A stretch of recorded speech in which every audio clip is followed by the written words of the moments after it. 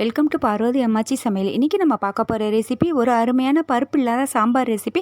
10 நிமிஷத்தில் செஞ்சிடலாம். வாங்க வீடியோக்குள்ளே போவோம். இந்த சாம்பார் ரெசிபி எப்படி செய்கிறதுன்னு பார்ப்போம்.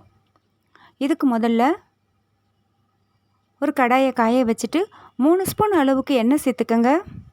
எண்ணெய் நல்லா காயட்டும். 1/2 டீஸ்பூன் அளவுக்கு கடுகு உளுந்தம் பருப்பு சேர்த்துக்கோங்க. 2 பெரிய வெங்காயத்தை நீட்டு வாக்கில் நறுக்கி சேர்த்துக்கோங்க.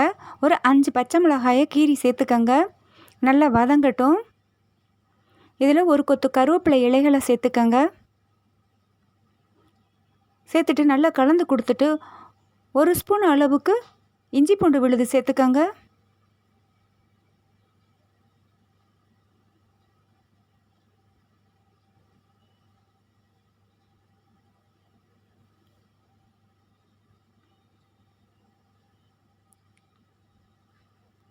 இஞ்சி பூண்டுடைய பச்சை வாசனை போகிற அளவுக்கு நல்லா வதக்கி விட்டுக்கோங்க.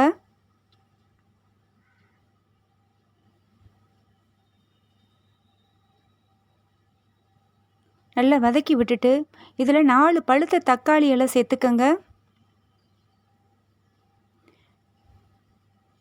இதில் 1/2 ஸ்பூன் அளவுக்கு உப்பு சேர்த்துக்கோங்க. தக்காளி மசிஞ்சு கொடுக்கறதுக்காக. நல்லா வதங்கட்டும். நல்லா மசிஞ்சு வரணும். 1/2 டீஸ்பூன் அளவுக்கு மஞ்சள் தூள், 1/2 டீஸ்பூன் அளவுக்கு மிளகாத்தூள் ரெண்டையும் சேர்த்துக்கோங்க. சேர்த்துட்டு நல்லா வதக்கி விட்டுடுங்க. மஞ்சத்தூளுடைய வாசனையும் அந்த மிளகாத்தூளுடைய வாசனையும் நல்லா போகட்டும். நல்லா மசிஞ்சு வரணும். நல்லா இந்த அளவுக்கு மசிஞ்சு வந்த உடனே 3 கிளாஸ் தண்ணி ஊற்றிக்கோங்க. இது கொஞ்சம் தண்ணியாக இருந்தால் தான் நல்லாயிருக்கும். இதுக்கு ஒரு மிக்ஸி ஜாரில் 3 டேபிள் ஸ்பூன் அளவுக்கு பொட்டுக்கடலை சேர்த்துக்கோங்க. 1 ஸ்பூன் அளவுக்கு சோம்பு சேர்த்துக்கோங்க. கொஞ்சமாக மல்லி இலைகளை சேர்த்துக்கோங்க. இதுக்கு அரிசி மாவோ கடலை மாவோ எந்த மாவும் தேவை கிடையாது. கொஞ்சமாக தண்ணி விட்டு நல்லா ஃபைன் பேஸ்ட்டாக அரைச்சிக்கோங்க.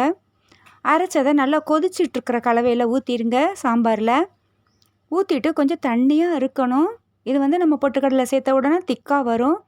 கொஞ்சம் தண்ணி ஊற்றிக்கோங்க. ஊற்றிட்டு உப்பு செக் பண்ணி பார்த்துட்டு உப்பு பத்தலைன்னா நீங்கள் சேர்த்துக்கலாம். நல்லா கொதிக்கட்டும். ஒரு 2லேருந்து 3 நிமிஷம் கொதிச்சா போதும். இந்த சாம்பார் வைக்கிறதுக்கு 10 நிமிஷம் போதும். எப்பொழுதுமே நம்ம சட்னி தான் செய்வோம். இது பருப்பு தேவையே கிடையாது. உடனடியாக வச்சுக்கக்கூடியதான சாம்பார் ரெசிபி.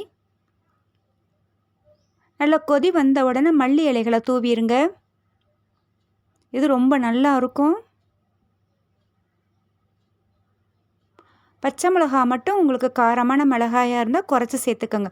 அருமையான பருப்பு இல்லாத சாம்பார் ரெசிபி தயாராகிடுச்சு. கண்டிப்பாக வீட்டில் ட்ரை பண்ணி பாருங்கள். இந்த வீடியோ உங்களுக்கு பிடிச்சிருக்குன்னா லைக் பண்ணுங்கள், ஷேர் பண்ணுங்கள், சப்ஸ்கிரைப் பண்ணுங்கள். மறக்காமல் பெல் ஐக்கானை கிளிக் பண்ணுங்கள். தேங்க்யூ.